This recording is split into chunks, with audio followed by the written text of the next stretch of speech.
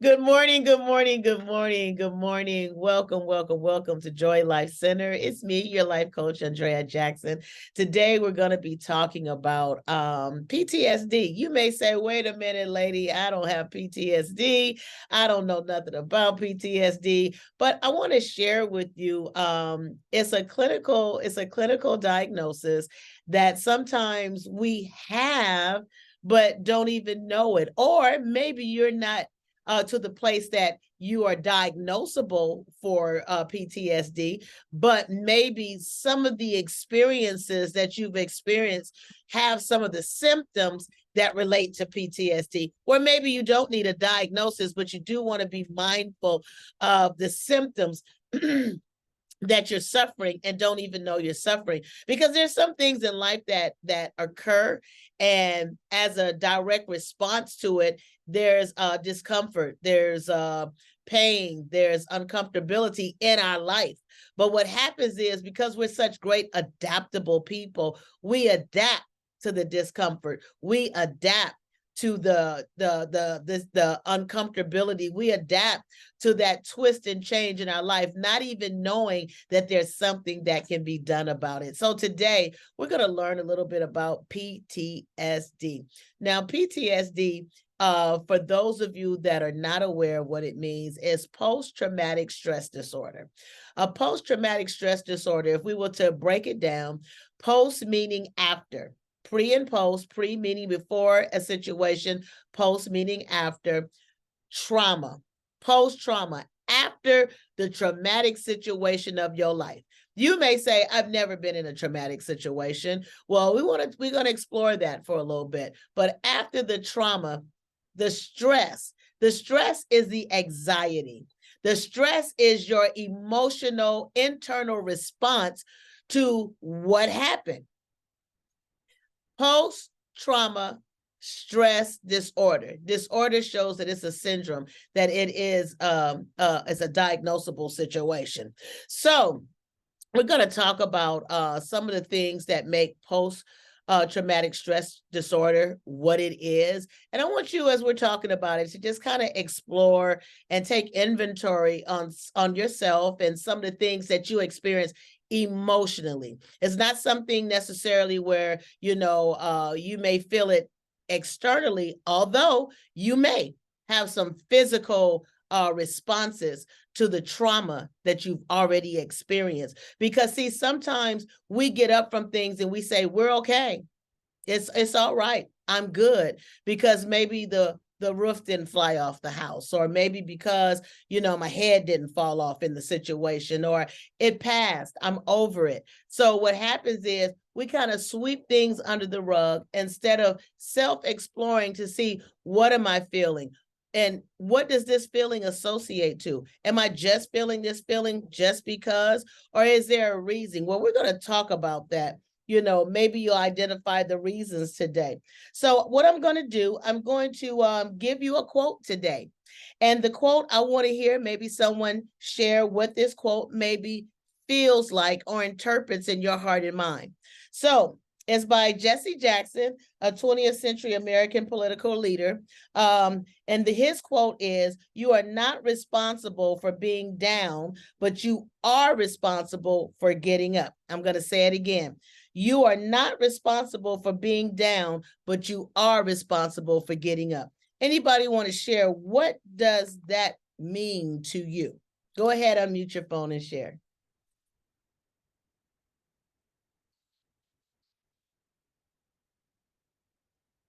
Anyone?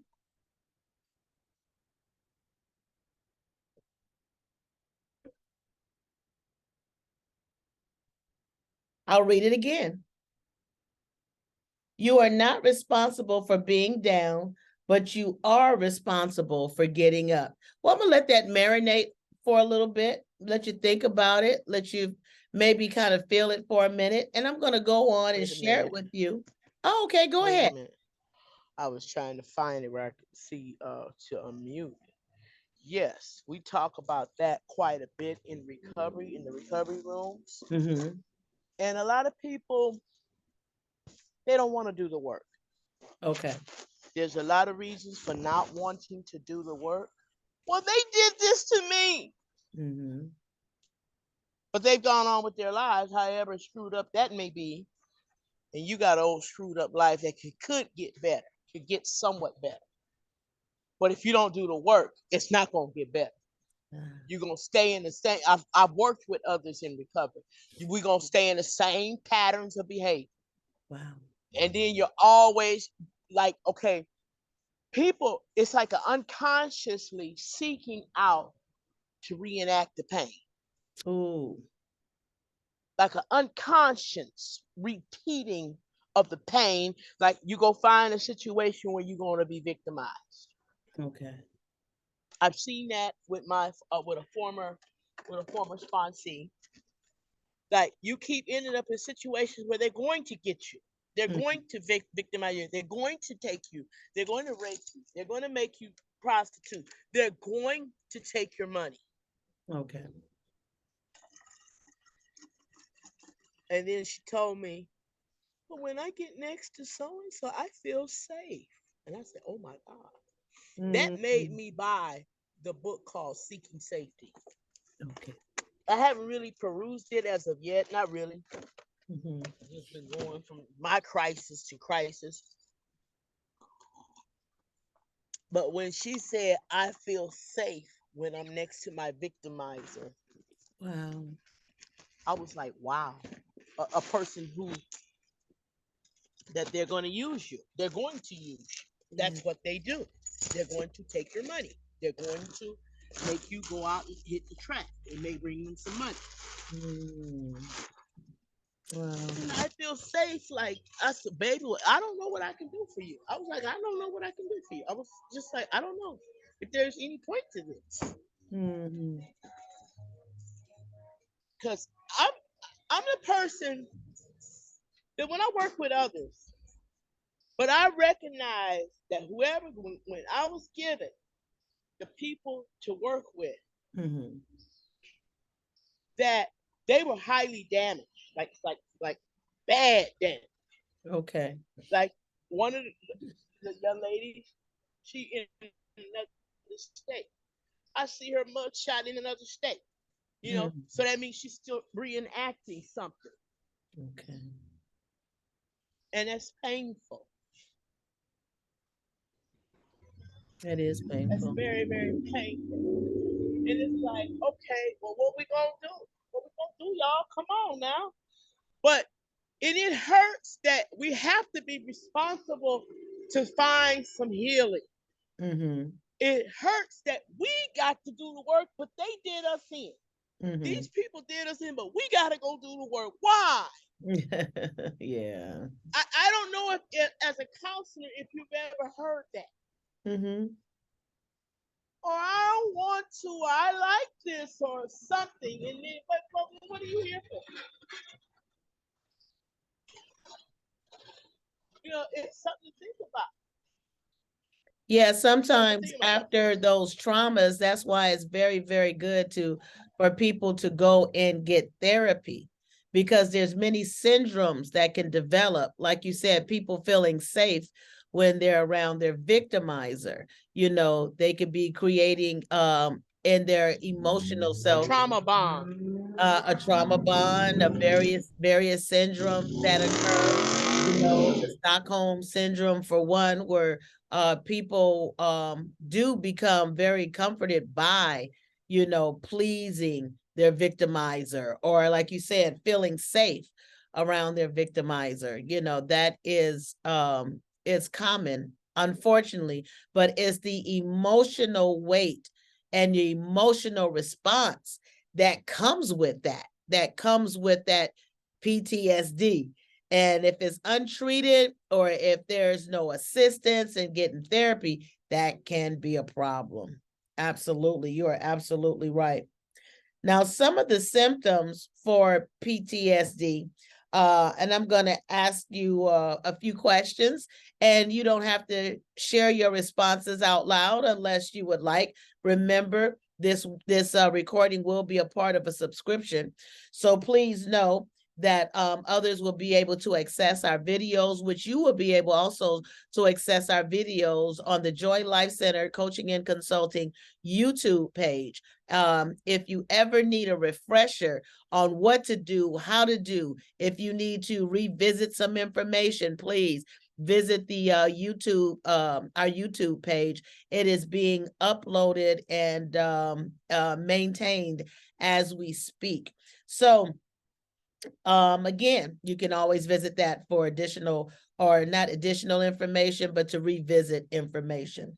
But I want to ask you, whereas PTSD is concerned, maybe you survived a trauma, an event outside of your control, which you experienced or witnessed a physical threat, maybe sexual abuse, physical abuse, war, combat, seeing others killed, surviving a hurricane or a car accident. So when you think about some of the traumas, maybe sexual molestation, maybe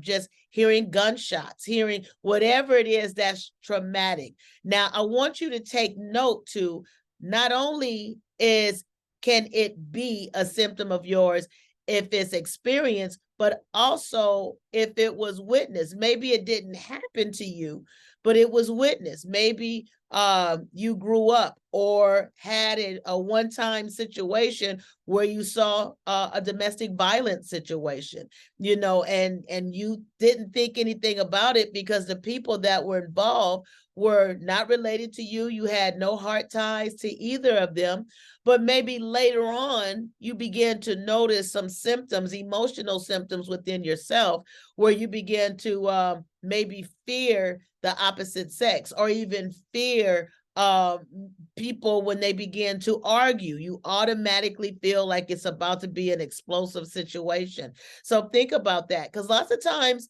for years they thought that PTSD was only a disorder for vets, for those that survived war. Well, it is one of the it is more known for the vets and for those that survive war, the soldiers that have come out of battle. But at the same time, research has identified that the same trauma is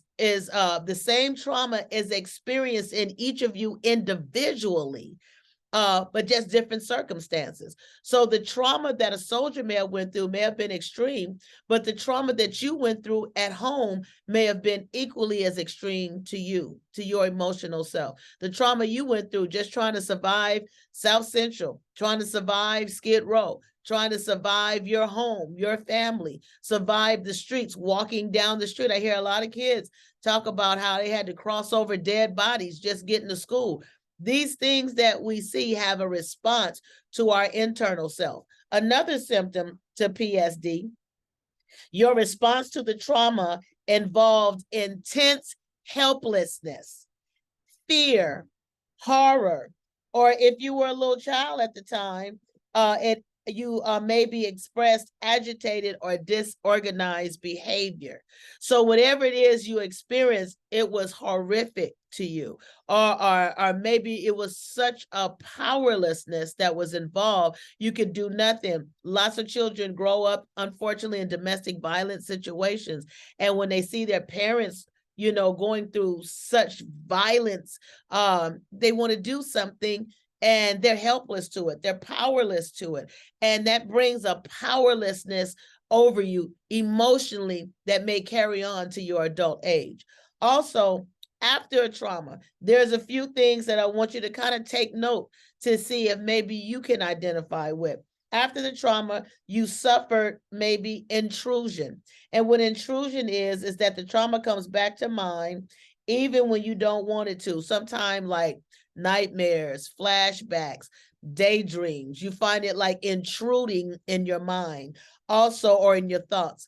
Also avoidance, where you feel, avoidance, where you feel numbing, you feel detached, You feel you start avoiding reminders because you start feeling the arousal of it. So avoidance, there's certain things that you begin to avoid because it relates to what you experience. You may or may not call it trauma, but it relates to what you experience. Also arousal. Sometimes you feel hyped up, easily startled. You begin to feel panic sometimes over some of the triggers. And sometimes, again, if we don't know that we've been affected by our trauma, I want you to know that sometimes when our trauma is triggered, we have no way of identifying that our trauma is triggered because we haven't even identified that this trauma is still an unresolved movement in my emotional self. It's an unresolved issue.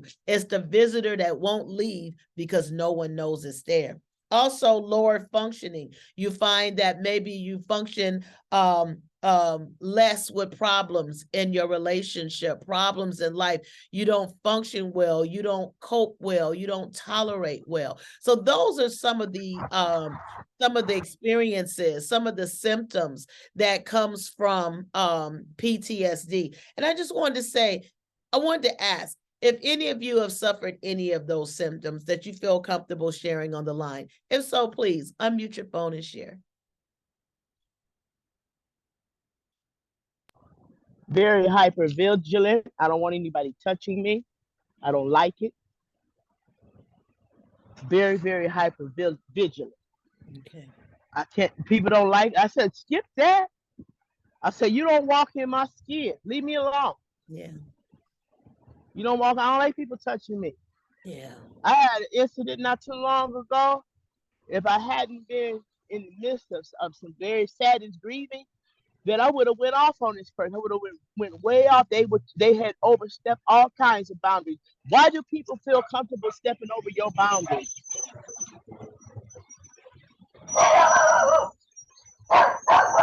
I don't understand why people feel so comfortable overstepping your boundaries. Yeah. It's weird. Yeah. I want your puppy. I want your puppy. Yeah. It's weird. Look, I'm about to steal this man's puppy. Okay, let me go back on mute. All right, all right. Thank you so much. Anyone else? Uh-oh. Anyone else? You know, there's a couple of ways that PTSD is acknowledged, and that's in simple PTSD and complex PTSD. Simple PTSD is just basically how it sounds. You know, you may have had an individual situation that happened. It was horrific. It made you feel powerless. You were helpless in it. It had all the symptoms of PTSD, but it's from a single episode. But now a complex PTSD. Complex PTSD is when you have experienced maybe several traumas, more than one, definitely. Several traumas where now your emotional self is being affected by different modes. It's being affected by different triggers. It's been affected in different ways, different times, different seasons. And sometimes we don't recognize it because sometimes, like in the winter, maybe that's when a lot of the domestic violence went on. Maybe sometimes in the summer, you begin to experience hyperactivity because that's when you saw a horrific accident. Maybe sometimes your seasons will trigger you. Sometimes what you experience trigger you. Whatever it is important that we kind of take a moment to do that self-discovery. See what's going on the inside of your emotional self. You know, one thing about PTSD, the knowledge of PTSD is relatively recent, because again, a lot of people thought that it was just a soldier's disorder or a vet or someone that had come out of war and combat. But, I want you to know that it's not. You may have gone through a terrible divorce and now you're experiencing the feedback or the clap back from your emotional self that now needs healing. It needs healing, because I want you to know that you can heal from PTSD symptoms. Sometimes the trauma is so severe. I remember having a client years ago that was attacked, and the lady, bless her heart, she shut down and she didn't talk, and she was just isolated from her husband. You know, she didn't interact anymore, and it was horrific for her, and it was horrific for the family. But with time and continual counseling, she would come in for biofeedback therapy, she would see her therapist, but now she's living a healthy, productive life with her husband and family, and more so, peace within herself. So I want you to know that you can heal, and I want you to know that you are not alone. You are not alone in this. There are so many people. There's a percentage. Let me share with you the percentage. PTSD is one of the most common dual diagnosed among women. Sometimes women that use substances, 30 to 59% currently have PTSD. Maybe it's because of the substances, or maybe the we don't know which came first, the chicken or the egg. Did they start using because of the trauma, or did they get exposed to the trauma because they were using? We don't know. But among men, is substance abuse. 11% out of 38% currently have PTSD. That's just in the area of substance abuse. Imagine people that the numbers or the statistics have not been taken, you know, and there are many reasons why people have PTSD and they're in abusive relationships, you know, because sometimes people use drugs and or alcohol, or they operate in unhealthy behaviors, even get involved in abusive relationships, because sometimes they just want to access memories, or sometimes they don't want to remember, they just want to feel numb. It takes them outside of what they're going through. So we want to also remember, people want to escape, and when we escape, again, we're sweeping those things under the rug, and we cannot heal things that we won't face.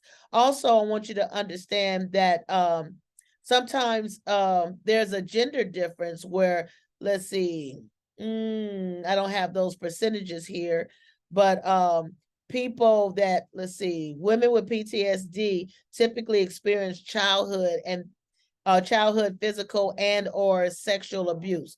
Men with dual disorders, with PTSD being one of them, typically experience crime victimization or war trauma. So it kind of and these are just general numbers. These are just general facts, because I don't want anyone to think that these are absolutes. These are just generalized numbers that have been taken over the years. Women have 9 times out of 10 been touched inappropriately, and their trauma comes from maybe molestation or sexual abuse, whereas men, theirs come from crime and things of the street. So we want to find that we find with PTSD that it's a disorder of secrecy and control, because sometimes the agony of the internal self is so antagonizing that you don't want to share with someone what you're going through. You know, hi, how you doing? Oh, I'm fine. How are you? I'm good. Just great. World is beautiful. Sun is shining. Everything is great. But inside there's an inner turmoil that we don't talk about. You know, and so there's a secrecy and there's a control. It's controlling me, and because I have that secrecy around it, because sometimes shame is around what you went through, guilt is around what you went through, embarrassment is around what you went through. I want to encourage somebody to take your power back today. Take your power back. Let's come out. Let's come out of that secrecy and control. A lot of people that are bound by substance abuse, they don't want to talk about it. They don't want to get help because there's such a stigma on substance abuse. You know, people that are operating in some of your unhealthy behaviors, sometimes those unhealthy behaviors are there as a direct response to some of the things that you experience in traumatic situations. So we want to find ourselves and we want to heal. We can heal through our PTSD symptoms. We can heal, but we just cannot any longer sweep it under the rug. We have to face it. We have to face it. So one thing we want to take a look at is PTSD can lead to some very, very, very uncomfortable situations, but we have to really take a look at and accept, take ownership, embrace what may be going on inside of me. And once I acknowledge that, then I can get some help for that. So one of the things that we want to talk about today, in order to combat our PTSD, we want to look at being compassionate with ourselves. Sometimes we get so frustrated, so upset, so irritated with ourselves that because we just want to move forward. We just don't want this thing to be a thing in our lives anymore. We want to sweep it under the rug and act like it doesn't exist. Have you ever experienced that? You just don't want it to happen. So sometimes what we need to do in order to take back our power is to be compassionate with ourselves and understand what you went through, even though it's a traumatic situation. It's uncomfortable to think about. It's uncomfortable to feel, but it did happen. It was a part of your journey. And now healing from it is important in order to continue to live a healthy life. So I want you to understand that taking back your power is, for one, facing it with compassion. That's removing the powerlessness. Because when I feel powerless to a thing, I'm intimidated by it and I won't even try. But one thing that I want you to do starting today, when we're dealing with those intrusions, when we're dealing with that avoidance, when we're dealing with that numbness, that disassociation, when we're dealing with that panic, that hyperactivity, when we're dealing with these things, just give yourself a moment. We talk about grounding exercises. We talk about stop thought exercises, stopping the thought. These are some things that maybe we need to implement in our everyday life. Taking some compassion, having compassion with ourselves, give us opportunity to explore for solutions. Give us opportunity to identify, something is going on with me. I need to own that. I need to accept that. So now that I'm no longer running from it, I'm no longer ignoring it. Now that I'm identifying it, I'm accepting it, I'm owning it. Now, what are we going to do about it? One of the things that I would suggest is you have some compassion with yourself. Have some compassion that this thing is going to take time to heal. It's not just like a sore where we fell down, we got a little boo-boo on our knee, and in a couple of days, it's going to be gone. This boo-boo is an emotional one, and it may take some time. We want to be compassionate with ourselves. We want to be loving with ourselves. We want to be kind and accepting with ourselves. We don't want to rush ourselves through a process that cannot be rushed. It's just like a person that just had surgery. If you just had surgery, you cannot rush yourself into a healing way. Also, what I want you to what I would like for you to take a look at is what strengths you've gained through that adversity. And I want you to think, because this is where I would like your participation. When you think about what you suffered, what strengths have you gained from it? Sometimes we have a greater appreciation for life. Sometimes we have a greater appreciation for those that are not on the mainstream. Some of you would have never, ever, ever known about people living in a tent or children that are hurting or being abused if you had not have gone through what you've gone through. Some of you may not have ever known about domestic violence to have now the courage to stand for yourself, or even have the love or compassion for another person to maybe even start a foundation for women or for abused men. What are some of the strengths that you've gained through your adversity? Please, someone unmute your phone and share.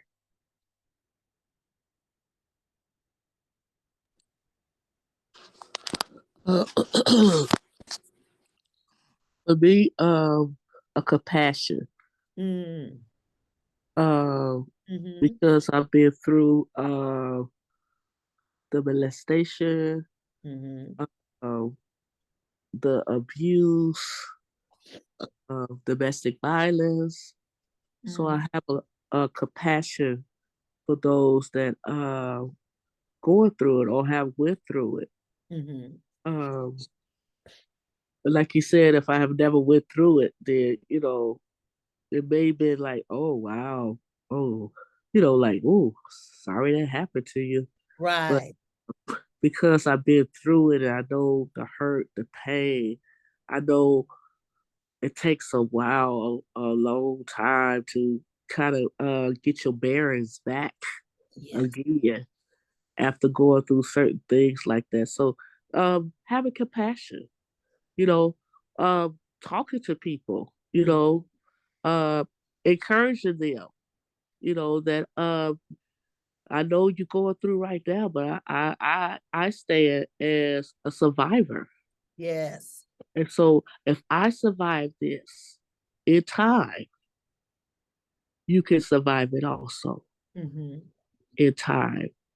And I like you were saying how uh I always thought that PTSD was something that was through the military war Yeah. because I knew people who fought in Vietnam wars and stuff like that. And Hmm. so that was my first hearing of PTSD and what they went through and how if they hear certain noises, how it would make them drop to the floor, be scared or whatever the situation. So I really thought that was the size of that. Hmm. Uh, and also, like you said, how you know covering up um, the things that you have been through. Yes. Not talking about it, not talking about it. I remember when I did get married, and I remember when I was watching. I think it was Maury or somebody, one of those talk shows, and it was a lady on there, and she was talking about being molested or whatever, and Hmm. uh, I remember just breaking down Wow. and crying, and I remember being asked, what's your problem? What's wrong? Why what's going on? Right. For a while, though the person knew what I had been through, it Hmm. was something that I really wanted to talk about for a good while. Okay. And I do believe that also played a part in some of the things that I went through in my marriage also. Okay. You know, uh, not wanting to be touched all the time and Hmm. all that stuff. So yeah, that's what I would say. Thank you. Absolutely. And thank you for sharing that because I like how I like how Miss Bianca shared Miss about how Bianca it shared does about how it affect does you for a affect long you time, for a even though long she went time, through even that though she went in through that. her childhood. The fact of the matter is, it even affected her in her marriage. What the trauma was that she experienced, the emotional disturbance or interruption that occurred. It continued to interrupt as she grew older. And I thank you so much for sharing that. But I want to point out how she talked about the secrecy of it, even though she gained, because we're talking about the secrecy of it, and how to overcome the PTSD through compassion and acknowledging your strengths.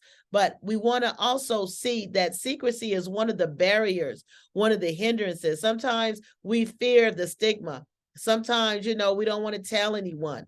I was talking to a parent recently who recently found out that their child had been molested in their youth and are touched inappropriately. And one of the things that child said, well, now an adult, but that child was saying that they were threatened that you better not tell nobody or I'm going to do this, that, and the other. Those threats from those from the victimizers still have power. Even as an adult, it took years for that child to let their parent know, you know what, I've been wrongfully touched. I've been violated, and they were able to sit and commune and talk about that. And it was like years and years. And it's like, well, why are you just telling me? And that threat from that victimizer, from that person that had that authority and control that you felt powerless to, the sound of the threat rang so hard and and such truth and power that for years, from a child to their adult years, it still had that effect. Just like Miss Bianca talked about the traumas that she experienced, they still had an effect way into her adult years, way into her marriage. So that's why it's important for us to take our power back. Identify that you have gone through some things. Identify what you're experiencing. Am I having flashbacks? Am I experiencing intrusion? Is this arousal or this hypeness? Is it caused by something that I've been through? And sometimes just because you think about it, an answer is not going to come. There's some things we need to take the time to explore. These are internal things that are going on that we can't just control. We can't just put a Band-Aid on it. We can't just hope it away. We have to identify it, face it, accept it, own it, and do something about it. But we can't do anything until we identify it, because a lot of times our life is moving forward, but we're not prospering. We're not living our best life because we're still affected by something that happened in our past that we have not faced. Maybe we need to take courage and face it. Maybe we need to be compassionate with ourselves and face it. Let's even sometimes explore the strengths that we've gained from going through that, because sometimes we are still powerless to even the memory of the pain. But let's turn that around. We're going to take our power back today. Let's turn that thing around and identify some of the strengths I gained from it. I went through that, but now I have a stronger sense of self. I have a stronger sense of independence. I have a stronger love and, like Bianca said, compassion for others. I'm no longer just chilling with people on the surface, but I'm looking and acknowledging the pain of those who aren't on the mainstream. My spirituality is more connected because of what I've been through. You know, my alertness, my caution, my awareness. I'm not running around in a bubble anymore, but now my awareness, I'm aware that there is good and there is evil. And I'm aware also of the good and evils inside of me, because sometimes hurt people. So some of the traumas that we've experienced, sometimes we may now be imposing it on our children, on our elderly parents, on our loved ones, on our friends, our fellow co-employers, co-workers. But one of the things that we have to realize is that there has to be some identity, and whatever we identify, let's take courage and compassion, and let's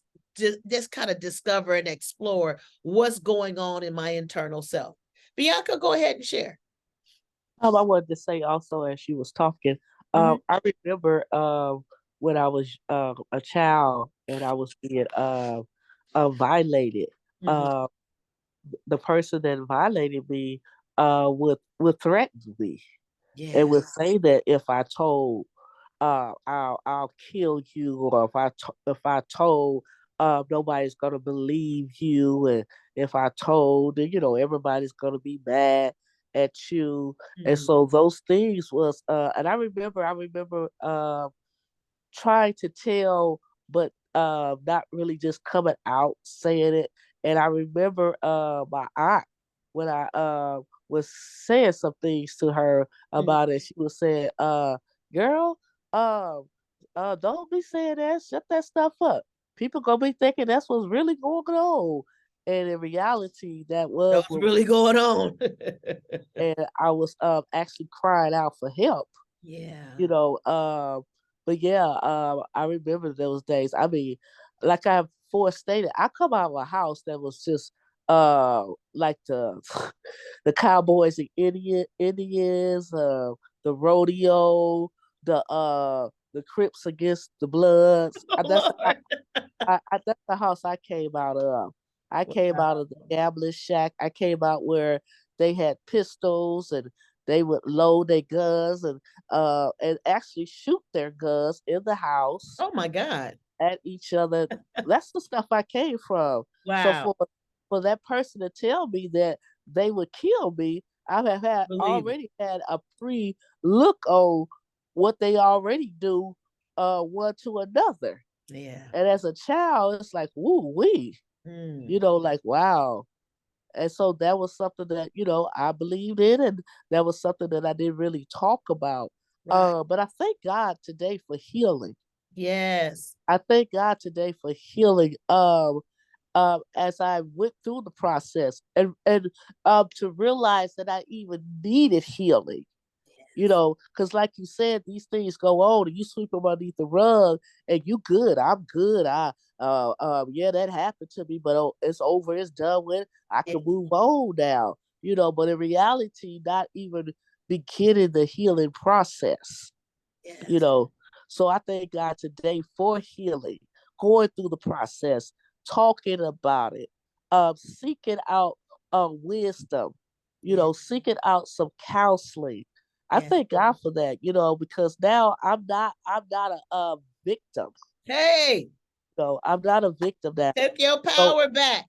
yeah, I'm nowhere, no, nowhere a victim now, you know, and I can stand what they say 10 toes down and Yeah. say, I'm not a victim. I am not a victim. And I think that's what also, like you said, the independent, um, I became very, very independent Okay. because there was only me.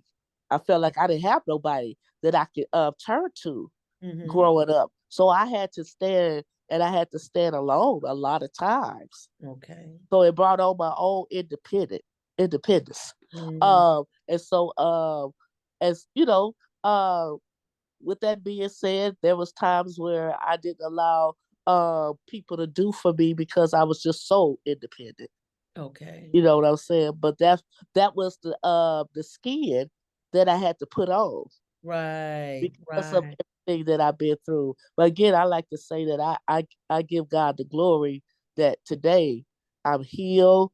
I Yeah. don't have those nightmares or those visions, or I don't have none of those things today about what took place in my life as a child, what took place in my life as in my abusive marriage. Those things are all of the past, and Mm-hmm. it all came through going through the process of being healed. Thank you.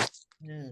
Amen. Thank you so much for sharing that personal transparency. Thank you so much, and I'm hoping that it will help our listeners and those that will soon call in or view this video at a later time, because definitely we find that sometimes some of our, like you said, our independence, our strength, don't want anyone to help us.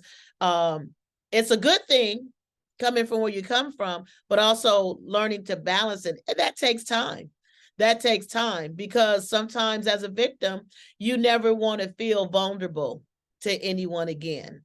I never want to feel vulnerable, because we've gone through a lifetime of feeling vulnerable, or however long that you felt vulnerable. Because one thing about PTSD, it some of the long-term PTSD problems that can occur is that feeling of helplessness concerning yourself, helplessness, difficulty taking initiative, shame, guilt, self-blame, a sense of being damaged, sense of being an alien. Maybe you're not normal, you're not human because of the things that you've gone through, altered sense of age, feeling very young, or even feeling very old, like like I've been worn out, so you have a poor sense of self, and it's hard to move on in life when you don't view yourself in a healthy way. So like you said, you don't want to be vulnerable to people. Or you didn't, excuse me, you didn't want to seem vulnerable. So what happens now is maybe you walk in a sense of strength that maybe is above and beyond your normal self, because you're coming back, and you're coming back strong. So I thank you for sharing that. Sometimes, just like Miss Denise was talking about, we have a distorted view of our perpetrator, preoccupation with one's relationship with the perpetrator. Also, a belief that the perpetrator continue to have all the power. This is why when we talk about the threats, When we talk about the threats, it's like, how is it that someone's word is so powerful that it lasts from the childhood even into an adulthood marriage, or even to an adulthood place of life? How does it have that power? Because those words become the internal message that you have power and I'm still vulnerable to you. I'm still a victim. I'm still that belief system. These are things that we have to stop and explore our internal self, our emotional self. We talked about the Stockholm syndrome, idealizing the perpetrator, loving him or her, and feeling grateful to them. You know, this is how come sometimes people that have been kidnapped for a long time, when they finally get free, it's like, why didn't you leave? The door was wide open. Why didn't you leave? There's maybe an emotional relationship that is built where that person is strong. That person cares for me. They love me. I idealize them. Why did you stay in that abusive relationship so long? Why did you stay in that domestic violent relationship? Why did you stay in that exploitation? We have to ask ourselves, sometimes these various syndromes occur. Also, sometimes it's a sense of supernatural or fate relationships with the perpetrator. You begin to feel like, well, not you necessarily, but people begin to feel in those situations like they're connected to their perpetrator. It's like a deeper spiritual connection. And you may say, I don't understand how this can be, but please understand that these are things that can evolve from the trauma after you've lived it, after you've experienced it. We want to understand that sometimes we become an acceptance to the perpetrator's belief systems. You know, he believed that you need to be locked up, then that's what you believe. So sometimes we have a poor sense of meaning for ourselves. Sometimes we have a loss of faith, despair, feeling that you don't have a future, nothing's ever going to change. We have to be mindful of our PTSD. We have to be mindful of the symptoms that we have. No labels, just introducing what this is. But sometimes we have to identify that what we're going through is because of the symptoms that have occurred internally in our emotional self as a direct result of what we've gone through. You know, sometimes we just feel like life is over. Sometimes we feel like there's no reoccurring. We have a hopeless sense about self. These are some things that we want to be mindful of. Sometimes we have sleep problems, difficulty in our relationships. You know, it occurred long term. Today, we want to take our power back.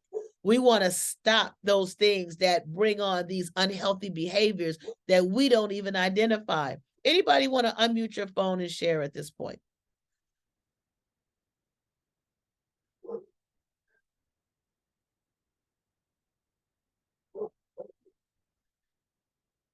Well, all right. I always want to Yes, remind, go right yes. ahead. Took me a minute to get the phone off mute, but I was thinking about a lot of things as you were speaking. A whole lot of things. One thing,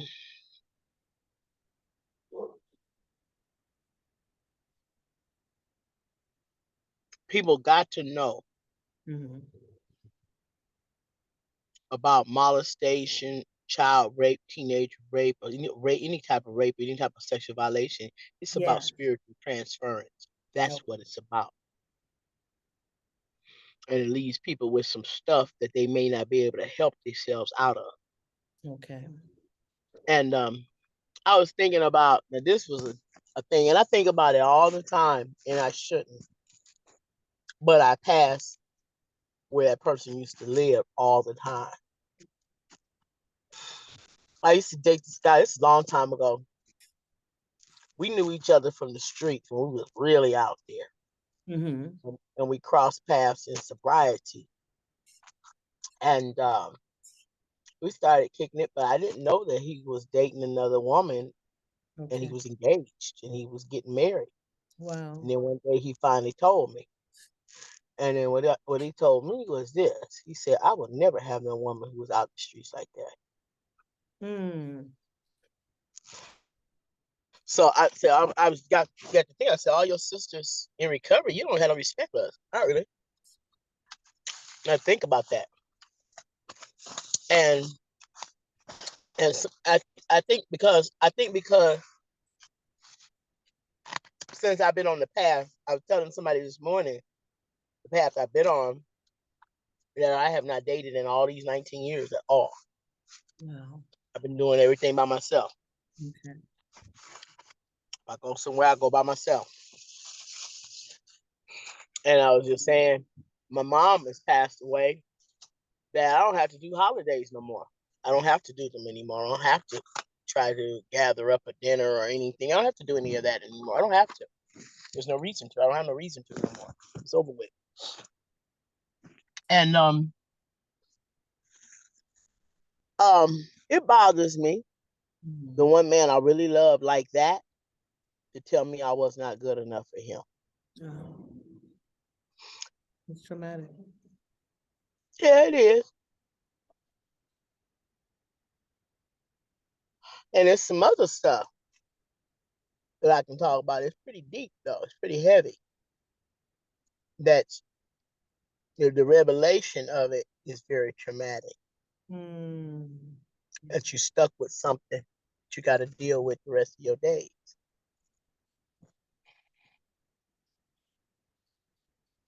And it's very, very, very painful. Yes. And you have to live with stuff. And I don't like people messing with me or touching me or grabbing me. I hate that. Or petting on me. I ain't no damn pet. I'm not no pet for you to pet on. I'm not your puppy. I don't know why people feel like they can violate you like that. To me, I feel violated when people do stuff like that. I feel violated. And I had kind of got a reminder of why I'm like that.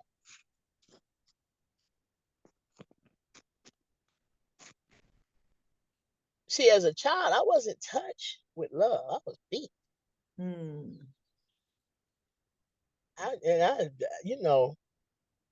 Even like later on when I became sexually active, I had to have control of that.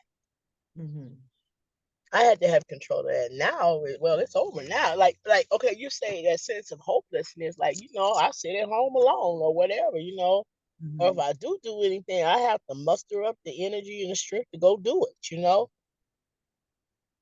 And sometimes I've gotten so upset inside. I say, you gotta do everything in life alone. And sometimes I'll just go get in bed instead. And don't go,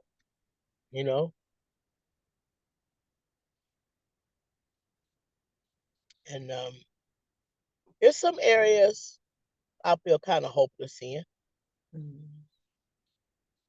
There's some areas of life I feel but you got to keep going. What else you gonna do? Right. You can't go smoke no dope over this. I ain't gonna go smoke no dope over this. Right.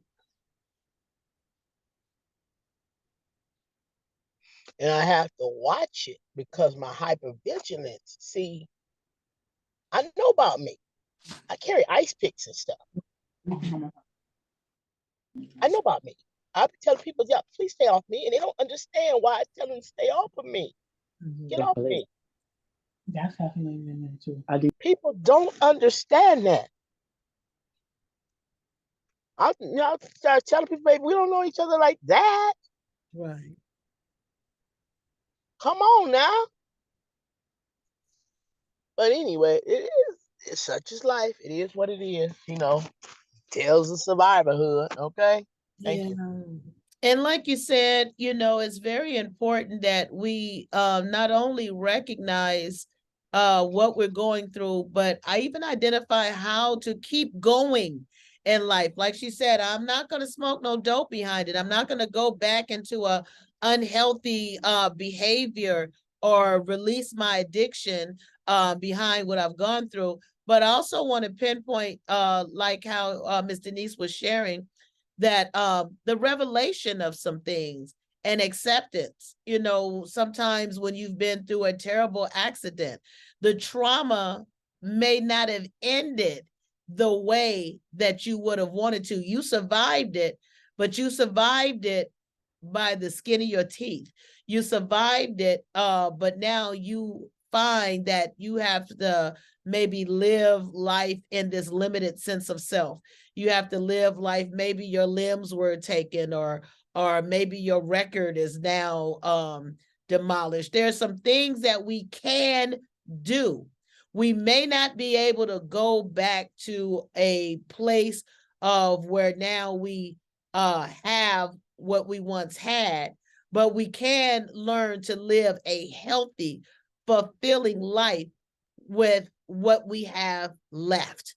Because there's some things that we have to heal through, and there's some things that we have to build an acceptance through. If my legs are removed, I'm not going to be able to walk with my original legs. So now I have to learn how to accept that this is my condition. And that's very traumatic within itself, along with the accident that happened or the doctor's diagnosis that happened. That's very traumatic. But now I have to learn how to accept that and move on with now accepting new solutions, new ideas, new ways to live this same healthy, innovative, wonderful, life worth living time of my life without them. Whether prosthetics, excuse me, whether I learn how to live without legs in another way. These are, excuse my blunder, but to that person, they have to find the solution.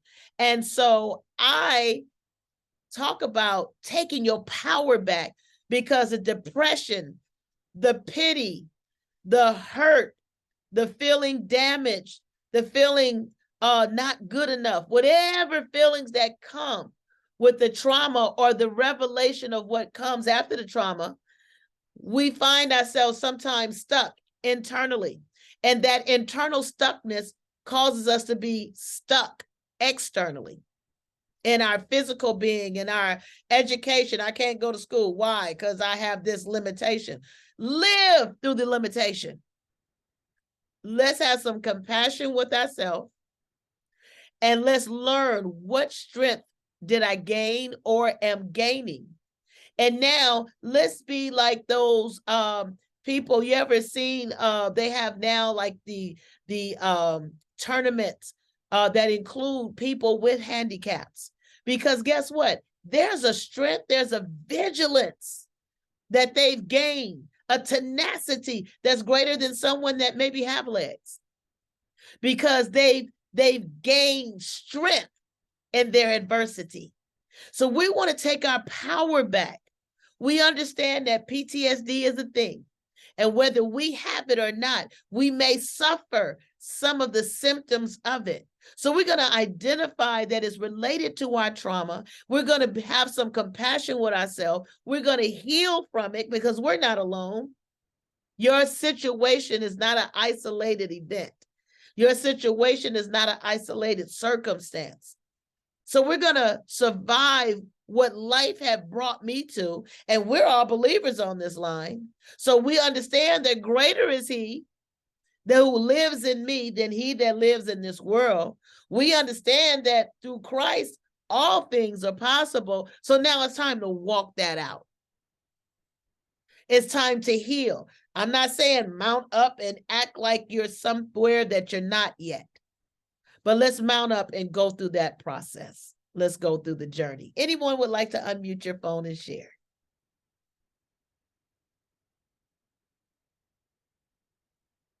Today, we're taking our power back. We've gone through some things, and there's been some great suffering in our lives. Great suffering. For me, I always say just surviving South Central was a great suffering. Seen a lot of things, witnessed a lot of things. I was one that ran the streets. And so in the streets, you find a lot of things that captures your attention that later on you wish you never saw. But guess what? We can heal. We can heal. There's some situations What is going on? There's some situations. Uh-oh, got you on camera. There's some situations that have occurred in our lives that we want to make sure that we gain our control back over. We're coming out of secrecy. We're no longer going to let that control us. We're going to go through the process of overcoming the feelings that come with the stigma that you may be experiencing. Some of you have been violated and have received the diagnosis that's incurable. And you may have some stigma behind it because of what people say and do. You know, we're coming out of that. I'm not saying blurt your business to the world, but I am saying we're coming out of that. We're going to live our lives, regardless of what our circumstances are. We're going to take courage and we're going to take faith. We're not going to excuse everything that happened. We're going to face it. We're going to heal through it so that some of our behaviors will begin to now fall off. Some of our feelings will become manageable. Some of the situations that we're going through that have us stuck in a way, stuck in an emotion, stuck in a progression of life or a lack of progression, those things, as we take this control and take our power back, these things as a direct result of that will begin to change. Denise, go ahead and share. What I was saying, was on my mind that having taken stock of my situation, that I don't like it. And I've talked to some people involved in the situation. I said, I can walk out of here right now and leave all y'all behind. Okay. I can shuck everything. It wouldn't bother none, because all you have ever done is fight me. Okay. Told some people that are close to me, supposedly at least close to me in blood. And I've told them, I said, I can shake this. I can shake this, because this is almost not worth it. This is not worth it.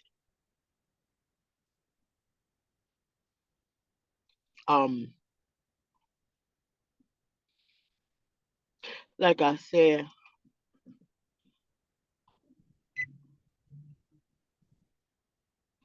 my ex-homeboy, whatever he was, he went on to have a beautiful career. I think he's retired now and he's doing something else.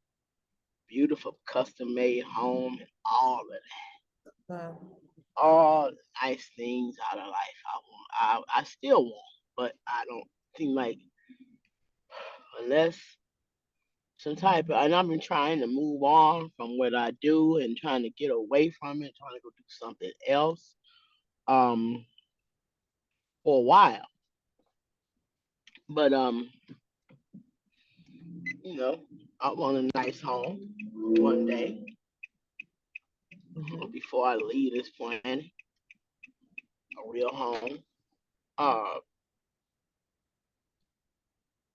I want to have some joy in my personal life. I don't have any joy in my personal life,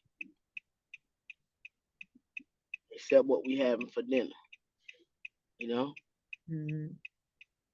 I'm serious. And a lot of times dealing with the people I deal with, I have to wear a mask. And they don't know.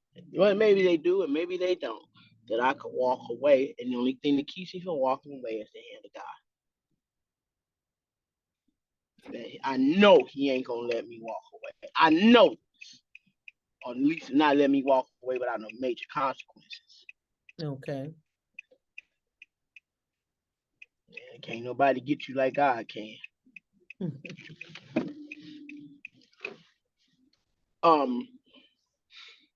It's not, and I ask him all the time, God, can we ever get some joy out of this situation, or will it always be sad and miserable? Will it always be miserable?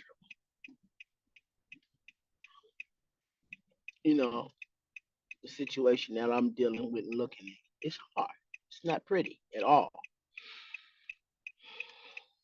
But and I'm not okay with it. I'm just not. I mean, I'll endure, but I'm not okay with none of it. Mhm.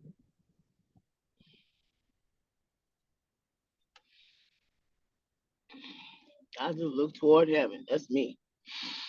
There's a lot of there's a lot of old stuff that the old me would get into. Please keep that mess. Keep that trash over yonder. I don't do a whole lot of like I got to wear some masks, but I don't do a whole lot of pretending, a whole lot of fakery, and I'm gonna have to kind of get a little bit raw with folks because I feel that people like I don't understand people overstepping my boundaries. I don't understand that. It's stuff they would never do to a man. Mm. It's stuff they would never. I'm not a man. I mean, I ain't trying. I know. None of that. But it's like stuff they would never do to a man. Yeah. Yeah. Never. But they do it to a woman with impunity. I don't get that. I still don't. Over as the years go by, I still don't get it. But like I said, we endure. We keep going, no matter what. We gotta keep going. That's right. You gotta keep going. Yeah, that's about it. That's about it. You gotta keep going. Gotta keep going. Yeah, may Absolutely. not be fun. The rabbit had the gun. You gotta keep going. Gotta keep going. It is what it is. And while we're continuing to go, we can continue to find life in the path. It may not be what it was, but we can always find life in the path. That may take time. It may not be as easy. It may not be as mainstream, but in the path, I love the attitude. We're going to keep going, but what are we going into? Let's get some steps, not only of healing, not only of surviving, because sometimes we're just surviving. We want to survive, we want to heal, we want to live. We want to take the steps out of existence into living. It's a beautiful thing. We still exist. Thank you, Jesus. We made it. But we do want to live. We are connected to a faith. Um, all of us must know and understand. You have a belief system of faith that gives us power, that it's not a magic trick. It's not a 1, 2, 3, rub the lamp and everything will happen, but it's one that our intentional faith steps will produce a harvest for us. So I thank you. And I thank you for that sharing, Miss Denise, because like she said, we have to take courage and live. Take courage and live, because some of these things will make you want to sit out and just put a blanket over your head, close the curtains for life. But I'm so grateful that we have hope today. We're taking our power back.